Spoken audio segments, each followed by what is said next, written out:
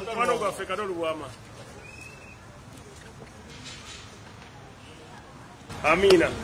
Soka tutwagala kwebaza Kato Lubwama kubeera nga ye marketing manager yasembyeyo okupromotinga ekivvulu kya Pallaso olunaku lweggulo we yagambye nti omusiime Pallaso amuyimbira bulungi nti ne wabanga omwana bamugambye ayagala kuyimba ng'omuntu ajja mugamba ayimbe ngani n'agamba nti ye n'abategeera abalala bonna abantu abatagala bukoola bajja kujjawa talina ngeri gyagenda genda eri gesijja kwogera gye banaamukubira ebikonde n'enjayo yaabwe. So tewali kintu kirungi nga Kato kiyakoze ate Katonda yeeyise mu Kato kubanga yabadde amuyita. So abantu abanafikira tetujja kukola mutima bubi.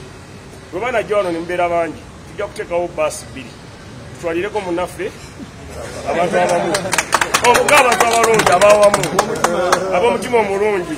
Ate muganda wange Abitex oswaziza nnyo tosobola kuvuganya vice chairman wo mutowo Balaam ate n'oyagala okulemesa ono omusiime. Ffe tuli basiime ba Kabaka, ffe byajja buzi tetubimanyi. So anyway tubayimbireyo kayimba ku lunaku olwokutaano Pallaso ajja kuyimba ennyimba z'omugenzi Kato Lubwama 2. Tulageyo ne sikiti z'omugenzi Kato Lubwama okumala ddaka 30. Ebintu ebisanyusa ebya Kato eby'enjawulo nga tujjukira omwoyo gwe. Ate olunaku lw'okuziika Kato Lubwama Pallaso ajja kuyimba oluyimba olusiibula Kato Lubwama olunaku lw'okuziika.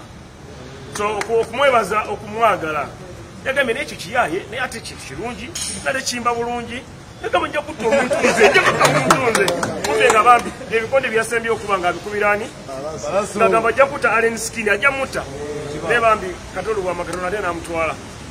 So mwebala ab'amawulire abaze